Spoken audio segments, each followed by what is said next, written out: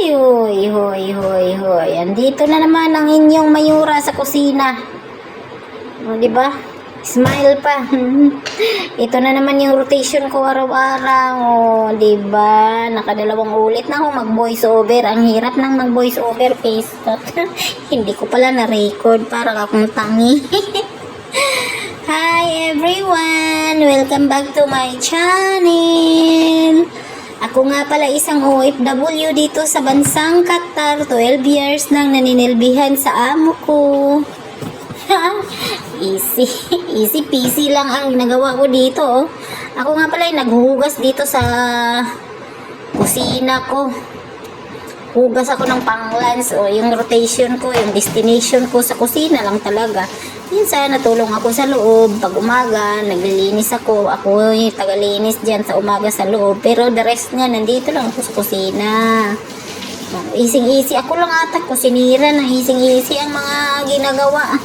Yung iba ngayon, sobrang sobrang busy na. Kagaya ng Dubai. Dubai. Saudi, Kuwait, yun mga kasambahay dyan.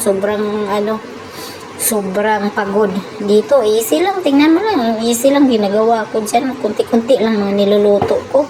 Hugas-hugas lang ng mga kunting manok, kunting isda. Kailangan dito kasi yung mga isda. Babad siya sa kuwan. Babad siya sa asin kasi sobrang lansa ng mga isda dito. Ewan ko. Hindi kasi naulan dito. Parang hindi nagsisirculate ang dagat. Nagpundo lang. Kailangan siyang ibabad talaga sa asin hanggang ilalim ng isda. Sobrang lansa ang isda dito. Hindi mo siya pwedeng lutuin na hindi mo siya ibabad sa asin, suka, or flour. Kailangan talaga siyang ibabad kasi ang lansa niya. Super duper. Pati yung manok, kailangan mo siyang ibabad din ng suka. At saka asin.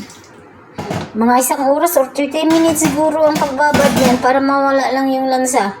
Kasi kung hindi mo sila ibababad, sobrang amoy manok pa din. Diyan yung sitwasyon ko, destination ko. Ito yung mga destination ko sa kusina. Magluluto, konting upo, mas marami ang upo kaysa niluluto. Ang mga niluluto ko lang naman dyan ay kunti-kunti lang. 3 putahe pero kunti-kunti lang. May hipon. Yung hipon na yan. Ang hipon dito hindi naman siya masyadong malansa kasi tinikman ko kinain ko ng hilaw, gikilaw, kinikilaw ko. Kinaya ko sa mga nagkikilaw ng mga shrimp. Hindi siya malansa. Basta lagyan siya ng suka. Hindi talaga kagaya sa manok at isda. At saka yung karof ba yun? Sobrang tapang ng mga amoy. Yung shrimp na yan ay sa laga kong lalaki.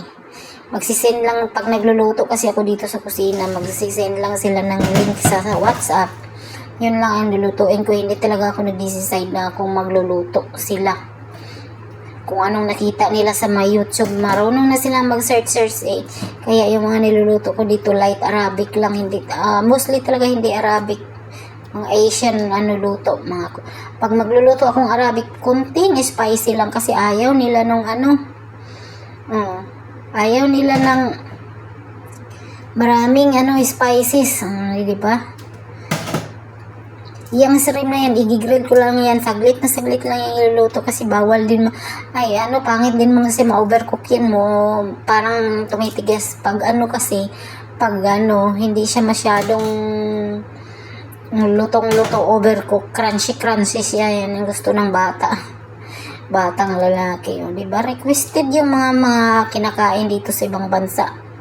Ay, dito pala sa amo ko. Pero sa ibang bahay, hindi sila magde-decide din yung amo kaso yung mga Arabic food lalo sa kabilang bahay sa mama ni among lalaki sa mama ni among babae yan mga Arabic food talaga kasi sila mga yung mga matatanda na nakagisna na talaga nila yung pagkain nila mga machubus, biryani yan yung mga Arabic yun talagang paulit-ulit na niluluto ang dami pa namang spices na nilalagay.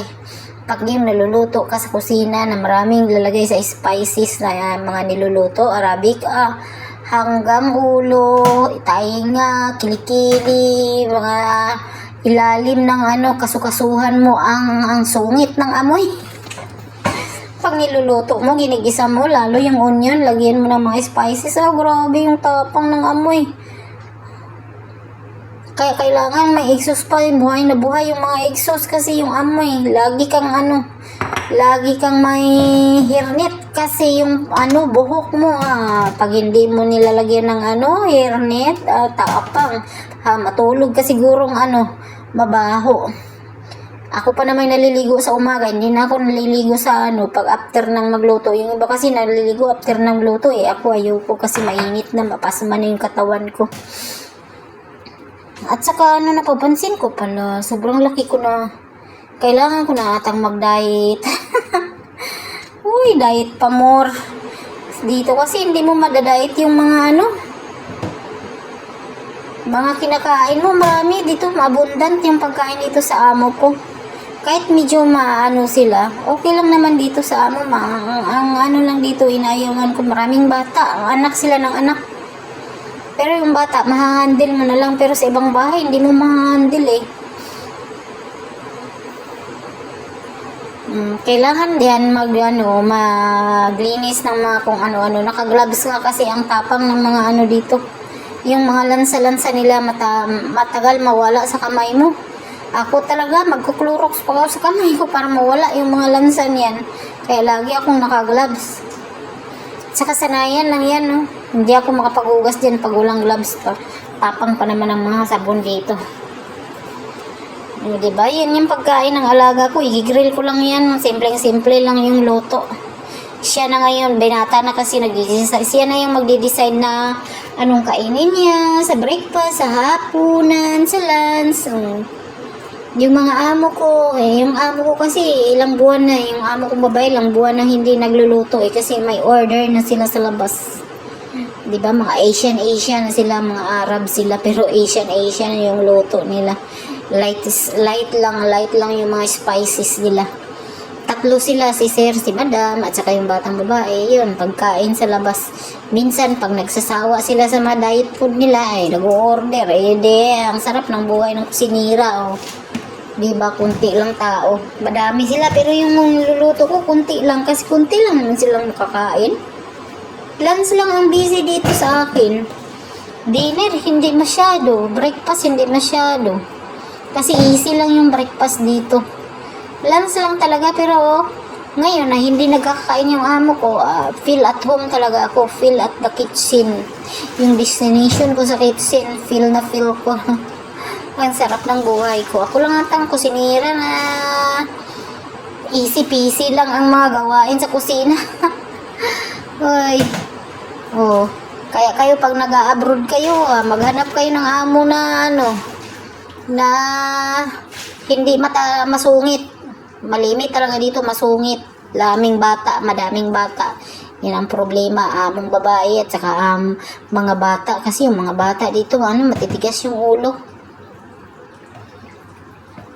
Pag ayaw, pag gusto nila, saka paglalaban pa yan ng mga magulang nila, diba? Ganyan lang yung rotation ko sa kusina, diyan lang, linis, wala na, hanggang diyan, magkatapos yan, magdot-dot, diba? Hanggang dito na lang, pagod na ako, thanks for watching,